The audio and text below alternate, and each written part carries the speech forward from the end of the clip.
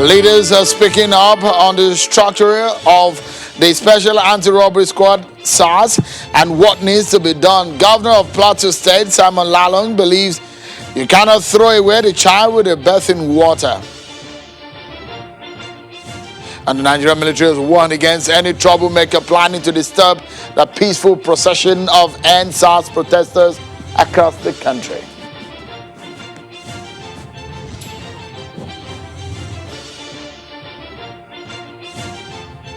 Hello everyone and welcome to the program. This is Politics Today on Channels Television. I'm Sean Kimbaloye. We now know for sure when the next presidential election will hold. Professor Mahmoud Yakubu, the INEC chairman, said the next presidential poll will hold on the 18th of February 2020. Professor Yakubu was at the parliament today where the House of Representatives says that they're determined to come up with a constitution that would address most of the current challenges facing the country. The review process is coming 855 days to the next general election, which is scheduled for 18 February 2023, and the electoral body wants the lawmakers to expedite action on the amendments to the Electoral Act.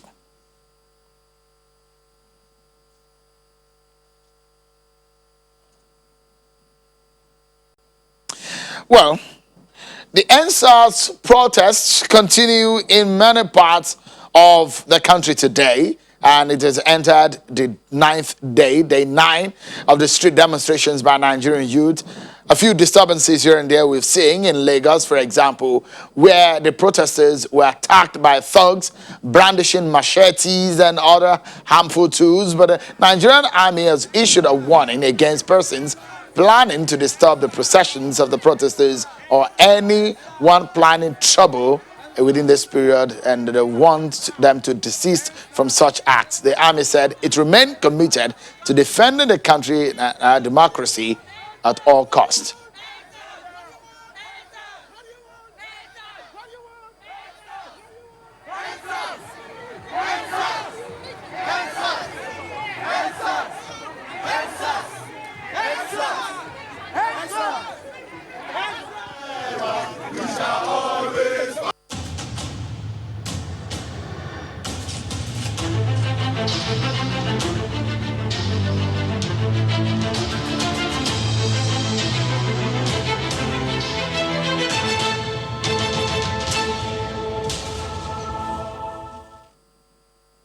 But then, the governor of Plateau State and the chairman of the Northern Governors Forum went to see the president today at the presidential villa, and afterwards he said, it will be good to reform the police, yes, but disbanding them, according to him, might have consequences, as some states are beneficial of the services of the police unit SARS.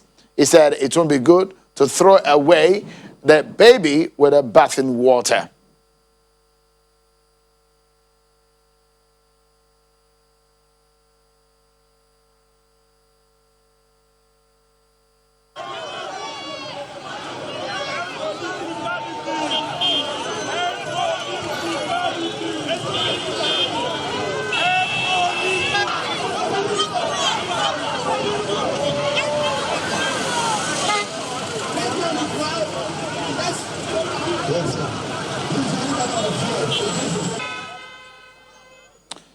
Well, then we'll get to hear the governor of Plateau State on his reaction to what the northern governors, the 19 governors of the north, what their stance is after he met with the president today. Tonight, we shall be looking at the way forward and the plans of Nigeria's governors in the different states. I'm being joined on the program tonight by the chairman of the Nigerian Governors Forum, Dr. Kayode Fayemi, is also the governor of Ekiti State. Thank you so much, Your Excellency, Governor Fayemi, for joining us tonight. Let's begin the conversation. I mean, it has gone beyond pockets of protest. This has become a large-scale demonstration by young Nigerians and are asking for the reformation of the Nigerian police force, especially the arm involved in the special anti-robbery operations. But from the governor's point of view, what are your next line of action? Thank you very much, the SARS movement, which has been propelled by the disaffection generally felt by the younger people and many Nigerians, for that matter. It's something that is commendable in the sense that it has also led to a clear position being taken by the police authorities. We met with the Inspector General of Police yesterday. The governors of the 36 states held a meeting with the Inspector General of Police, and we endorsed his commitment to reforming the police as an institution, which is really what the SARS movement are calling for. That's really what is propelling the action they are taking. However, governors feel that the way to go about that is not to condemn in totality all activities of the SARS. As a matter of fact, my colleagues from the northern parts of the country feel that SARS has been quite effective in tackling banditry, in addressing armed robbery, and even in some cases, as the governor of Borno State made clear in our meeting yesterday, in assisting in dealing with the problems of insurgency. So we must be careful because there is no one-size-fits-all solution to the challenges of insecurity in our country. We need a broad security architecture to tackle this, and the reform of the police must be part of that reform of the Nigerian security architecture. And one of the decisions we took yesterday is that those who have been found culpable of human rights abuse and violations within the SARS unit must be brought to book. And in every state, we also agreed that we should put in place commissions of inquiry to enable people ventilate their criticisms and concerns, and also specific acts of violations of human rights could be brought before such commissions of inquiry at the state level. But over the long term, we feel that we still need more conversations, more consultations, and the Nigerian Police Council, which is a statutory body of the Constitution, must meet more regularly because that's part of its responsibility to regulate the activities of the police, in addition to ensuring that the Nigerian police really and truly protect the citizens. And the Inspector General of Police expressed his own commitment to that in his meeting with us yesterday. Governor Fayemi, if you look at what some of these young Nigerians are saying, some of them said they felt embarrassed that 2 days or a day after they asked for the disbandment of SARS, what they got was somewhat what you can call a rechristening of that unit, and now called SWAT. And they are saying outrightly they do not want it. So we've now found ourselves chasing not one hashtag, two hashtags now. Hashtag NSAS started. Now we have hashtag NSWAT. So it does look like what the Nigerian youths want is more than what the Nigerian government is bringing to the table. Where do you go from here as a leader when they said we do not want the manner in which an approach of the government in tackling these issues?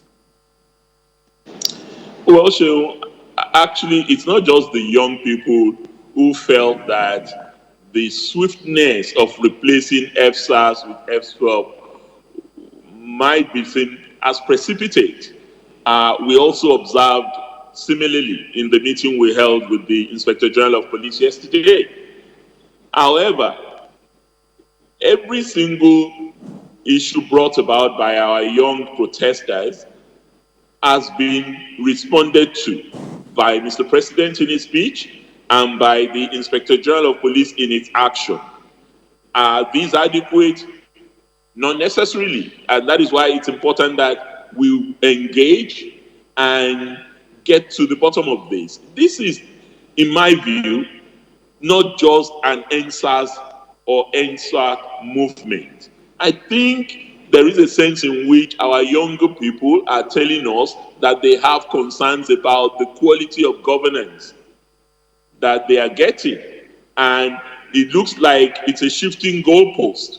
Once one issue is dealt with, then they then move to another aspect that might be of concern to them. And let's face it, these are young people. Some of us have been young and have been involved in movement on the barricades. So there's nothing that they're doing that is fundamentally wrong. Any young person should be involved in movement for change. And that, I think, is what they are asking for. However, in asking for change, they must be careful not to throw the baby out with the bathwater. It's not everything that is bad with policing. However, policing has to be more accountable and more transparent in its operations to the citizens. There's no question about that. And I think that message has been delivered loud and clear. And the president has demonstrated that he is responsive to the concerns expressed by the younger ones. And the Inspector General of Police has also, in my view, expressed commitment to reform. And we need to just go into the nitty-gritty details of that reform. What should it entail? What does it really mean? How do we get accountability mechanisms in place beyond just what is on offer currently?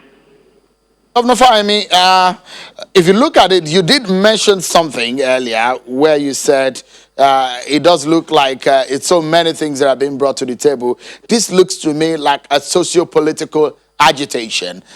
Issues of governance have also been brought to the fore by some of the protesters. It does look like they're calling out the political class in the country over the activities and the manner in which the country is being run. Does this signal something for you? Is it something that you're familiar with? Because I know that when you were younger, Governor Fahimi, you were on the street, you were an agitator also for reforms in the country. Does this signal something for you? Does this ring a bell to you that maybe there is some kind of political revolution in the offing? Well, absolutely. I was on the streets. I was at the barricades. I protested for change. I was involved in anti-military, pro-democracy activism. And I would like to think that my involvement in politics is still an extension of what I did in those days. I don't see myself any less an activist now that I'm a politician. So there's nothing wrong in what the younger ones are doing. I think we ought to even encourage them to ask more questions, to put our feet to fire, to hold us more accountable. They elected us to office, and there's no question that we should be responsive and responsible to those who put us in office. However, in doing that, I think it's also important for them to be absolutely clear about what they want. It shouldn't just be agitation for its own sake, but agitation with a purpose to getting results. And I hope this leaderless movement can become more organized, more cohesive in putting their views strongly across the table and even getting more involved. We can't ignore them. 65% of the population of this country is under 30. So it is a serious segment of our population, and we must pay attention to what they're telling us as political leaders. Dr. Fahimi, just in a few seconds before we go on our break on the program, does this also point out the fact that you and your colleagues in the Southwest are already talking about Motekun? You have already initiated that idea, and it's part of the restructuring, the larger restructuring agenda your party has promised through federalism and how your manner in which you want to handle the issue of restructuring. Do you think that this is a major issue which needs to be looked at? Just in a few seconds before we go on break. This is certainly a critical moment for our country. We need to listen to what is coming out on the street. Security should be brought closer to the citizen. And if it means decentralizing, devolving authority to the local levels, then so be it. The Inspector General of Police has already committed himself to community policing. But what exactly does that mean in terms of command and control? What these young people are saying is that they don't want police brutality. They don't want police that is unaccountable to the citizens. And they don't want young people to be criminalized simply on account of their looks or the phones they carry or the cars they drive or the way they speak. And I actually absolutely associate myself with that, and a lot of my colleagues do as well. But we must be careful. In areas where FSARs are efficient and effective, we should really let them continue to do the work. And virtually all my colleagues from the northern part of the country who spoke at our meeting yesterday testified to the effectiveness of SARS in their part of the country. And I really think that reform that we're talking about should be looked at on a case-by-case basis. It should not be a one-size-fits-all response to the challenges of insecurity that we have. Governor Fayemi, please stay with us for a moment. We'll take a break. But when we come back, also, we get some expert views on how to resolve this issue. Dr. Fayemi also has knowledge in war affairs. So probably it will be giving some solutions on how to go. I have Mr. Mike Ejiofor. He's a retired SSS director. He will be talking to us on his views on the way forward for Nigeria. Don't go anywhere, everyone. We'll be right back. Thank you so much, everyone, for staying with us. Let's get back to the conversation. Governor Kayode Fayemi, Governor of Ekiti State, and the chairman of the Nigeria Governors Forum, has been giving us his thought and the thought of the governors of the 36 states on the way forward for Nigeria. Let's get your concluding thought. Don't forget also, everyone, that we have Mr. Mike Ejiofor. Is a retired director of the DSS. Thank you so much, Mr. Ejiofor. But let me get the concluding moment with thought of the governor of Ekiti State. Governor Fayemi, if you can give us a sense of where to, how to go about this and where to go from here, because it then looks so much that there is an urgent need for solution. And a political party have come out to say today that the solution is to restructure Nigeria. Do you think that is apt as of now? Well, you know, restructuring has become a fad. Everybody talks about restructuring, but you really need to find out precisely what they mean by that. If by restructuring, that political party is talking about devolution of power and authority, as well as revenue and resources to lower levels of government, then that may be one option that we look at. But specifically on policing, what I do know as a fact is that there is no federation in the world that has a unitary police force. I have studied policing across continents, not just countries. Whether you talk of Australia, or you talk of India, or you talk of Canada, or the United States, or even in some unitary republics, you still have policing devolved to the lower level and to the local level for accountability, for proximity to the issues, and for transparency of the force. And I think we ought to be looking in the direction of ensuring that policing becomes a concurrent issue. We continue to maintain our federal police, which is the Nigerian police force, but we also have devolved policing arrangements so that they become more accountable at the local level, and these issues can be addressed much more at the local level.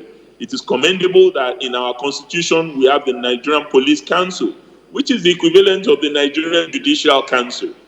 But the Nigerian Police Council has not been performing the function it ought to perform, because it has all the 36 governors of the state in its composition and the president. And I think we ought to be looking at it, meeting more regularly, maybe quarterly, as a regulatory authority for the activities of the police. And we can start with that and then move in the direction of further devolution of policing. Governor Kayode Fayemi, chairman of the Governors Forum, thank you indeed for your time and at least giving some clarity on some of the position of Nigeria's governors tonight. Thank you so much indeed for talking to us. Thank you, Sheung, for having me. Thank you. Let's go to Abuja studio now with Mr. Mike Ejiofor, and let's get some expert opinion on a way to go. It does look like there will be implication on the demands by the young Nigerians. They are insistent on what they want. But if you look at what is happening on the government side of things, how would you assess the way and manner things are being tackled so far, Mr. Ejiofor? Yeah, Sean, thank you for having me. And I must tell you that the situation now is ominous. The signs are ominous. The situation is fluid. It can't be defined. Like the chairman of the Governors Forum was talking about, just a few minutes ago, you see some of the northern governors have come out with a communique that they still want SARS instead of the new start.